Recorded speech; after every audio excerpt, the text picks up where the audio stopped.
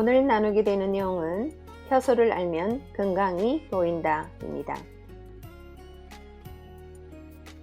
현재와 같은 효소 전성시대를 주도한 분이 미국 효소 영양학의 선구자인 에드워드 하웰 박사다. 그가 주장한 효소 수명 결정론에 따르면 인간의 수명은 체내 효소량과 관계가 깊다고 한다. 즉, 인간은 날 때부터 일정량의 효소를 갖고 태어나는데 체내 효소를 충분히 가진 사람은 건강하게 오래 살 수 있는 반면 체내 효소가 모자란 사람은 빠른 노화와 함께 수명도 짧아진다는 것이다. 아무리 부자로 태어났다고 해도 과도한 낭비는 파산을 불러오듯 지나친 효소 사용은 인체의 종말을 부르게 되어 있다. 효소가 부족할 때 인체는 면역력이 저하되고 노화되며 각종 질환에 노출되는 것이다. 결국 우리가 얼마나 효소를 아껴 쓰고 순조롭게 활성화시키느냐에 따라 우리 건강과 수명도 결정된다고 하겠다. 과거 당뇨나 고혈압처럼 성인병으로 불리던 질환들이 어느덧 생활습관병으로 통용되고 있다. 아무리 나이가 어린 아이라고 해도 잘못된 생활습관에 노출되면 얼마든 당뇨, 고혈압과 같은 대사질환에 걸릴 수 있기 때문이다. 대사질환의 다른 이름은 효소결핍증이다.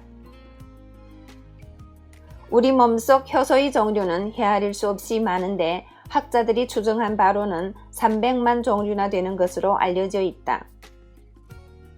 우리 인체는 이처럼 많은 종류의 효소를 어떤 방식으로 제조해내는 걸까? 인체는 너무나 신비해서 현재의 과학으로는 전부 파악되지 않고 있으며 효소의 작동 방식 또한 너무나 정교하고 복잡하여 확연히 밝혀지지 않고 있다. 다만 지금까지 연구로 볼 때 효소는 크게 두 가지로 구분되어 있다. 소화효소와 대사효소가 그것이다. 소화효소는 말 그대로 우리가 섭취한 음식물을 영양소로 분해, 흡수시키는 역할을 한다.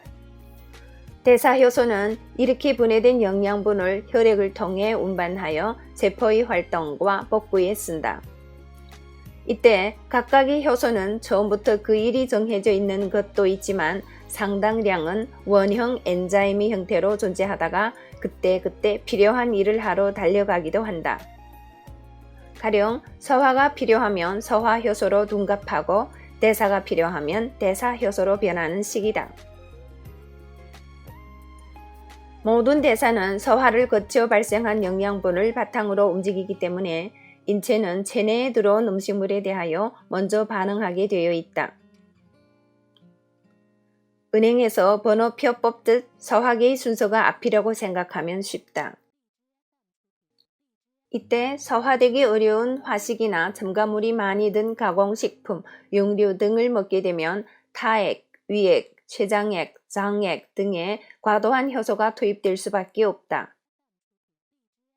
이렇게 쓰고 남은 효소로 뇌, 심장, 신장, 폐, 근육이 움직이려니 어려움이 생기는 것이다. 빚이 많은 집안은 일단 급한 불부터 끈 후 남은 돈으로 생계를 유지하려고 한다. 온 가족이 쌀 한 말로 한 달을 난다고 생각해보자. 서로 먹으려고 쟁탈전을 벌이게 되고 그 와중에 약한 놈은 배를 걸게 되는 것이다. 여기에 도둑까지 들면 온 가족이 굶어 죽는 것은 시간 문제다. 마찬가지로 인체도 소화기관의 효소를 빼앗기고 남은 것으로 나머지 기관이 살아야 한다고 가정해보자. 적은 양의 효소를 나눠 쓰기 위해 각 조직과 기관, 세포들은 효소 쟁탈전에 들어가고 신진대사 체계가 뒤죽박죽이 되어 암, 심장질환, 관상동맥질환, 당뇨 등 난치병이 발생하는 것이다. 여기에 정신적 스트레스까지 더해지면 더 많은 효소의 낭비가 일어나 설상가상으로 몸은 최악의 상태를 맞이하게 된다. 우리 인체가 일생 동안 제조하는 효소의 양은 한정되어 있기 때문에 평소에 효소가 낭비되지 않는 생활을 하는 것이 중요하며 특히 소화기를 휴식시키는 일은 매우 중요하다. 아울러 모자란 효소는 식품으로 보충하는 것이 건강을 지키는 비결이다. 효소가 많이 든 식품으로는 생과일, 생채소 등이 있다. 여기에는 태양의 선물인 파이토케미칼이 다량 포함되어 있어 인체의 밸런스 유지에 도움을 준다. 문제는 비닐하우스 등의 재배법으로 인해 효소 및 파이토케미칼의 함량이 갈수록 떨어지고 있다는 것이다. 팁. 배고플 때 나는 꼬르륵 소리의 정체. 우리가 공복 상태에서 음식을 보거나 냄새 맡고 상상하면 실제로는 음식물을 먹지 않았음에도 불구하고 자율신경계의 작동으로 위가 움직이게 된다. 이로 인해 소장은 음식을 받아들일 준비를 하는데 위에 아무것도 들어있지 않기 때문에 공기만 넘어가게 된다. 이때 꼬르륵 하는 소리가 나는 것이다. 파블로프의 개가 음식을 보면 침을 흘리는 것과 비슷한 현상이라고 할 수 있다. 난데없이 복명이 울리면 민망하기 이를 데 없지만 이 소리는 몸이 건강하다는 증거니만큼 기분 좋게 받아들여야 한다. 복명은 위에서만 나는 것이 아니라 배에서도 울린다.